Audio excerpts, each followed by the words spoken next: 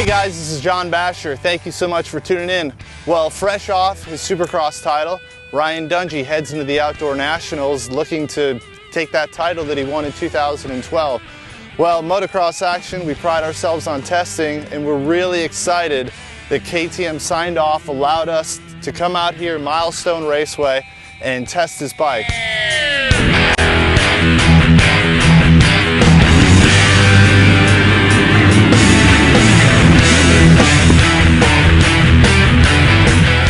We could go on and on about all the factory parts on Dungey's bike, but really people would want to know 5 cool things that we found on Dungey's KTM 450 SXF. Number 1, the WP track shock, which can be locked out or it can be loosened in terms of allowing for that dropout feature. You've probably heard of it over the years. It gives a little more play for rear wheel interaction with the ground. Number 2, we really like the WP 52mm forks. These things are beefy. Our test riders really enjoyed them because the harder they rode, the faster they slammed into stuff, the better the forks performed. We also liked that KTM really thinks about the possibility of DNFs.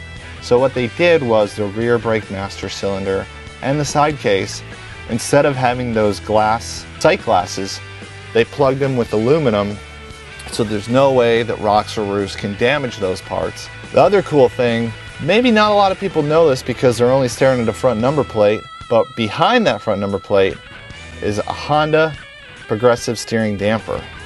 Dungey likes to run it on the lightest setting, but he prefers to have that steering damper so it can lessen just a little bit of head shake that he might encounter on really fast tracks or going down straightaways. Carlos Rivera, Dungey's mechanic, litters the bike with tons of titanium fasteners, bolts that MetTech custom makes for the Red Bull KTM Factory team. You'll also notice the Kite wheels, the Dunlop tires, the Akrapovic exhaust system along with the Akrapovic chain guide and the skid plate, which the chain guide and skid plate are made of carbon fiber. Dungey likes a smooth engine with good power.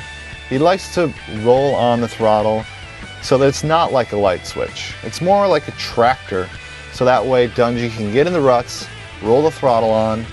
The bike is consistent, it doesn't want to hop out of ruts, it doesn't tire him out, but we can tell you that it's incredibly fast. Another thing that Dungey prefers outdoors versus Supercross, he's going to be using carbon fiber engine mounts. Didn't really care to use those in Supercross because he was concerned that there were possibilities of braking. Now, the KTM team, what they do with the engine is they might change the cam. They'll definitely change the gearing. Indoors, they were running around 1452. Pretty sure they'll be running 1450 outdoors, but it all depends on the track. But we did discover Ryan Dungey, your average bear when it comes to bike setup. He's not too picky about the rear subframe being cut. The team uses a titanium subframe from the factory, but it's not cut, it's standard height. He also likes your Renthal half waffle soft grips. There are all these things that anybody, the average guy, would hop on and go, yeah, this bike feels pretty comfortable. However, it would be hard for anybody aside from top pro speed to be able to use that suspension to its full capabilities. And that power band, along with suspension that works well with Dungey, that's a winning combination. To read the full review on Ryan Dungey's Red Bull KTM 450 SXF factory bike, be sure to check out the August issue of Motocross Action, and you'll also see photos, videos, and other information on Dungey's bike at www.motocrossactionmag.com.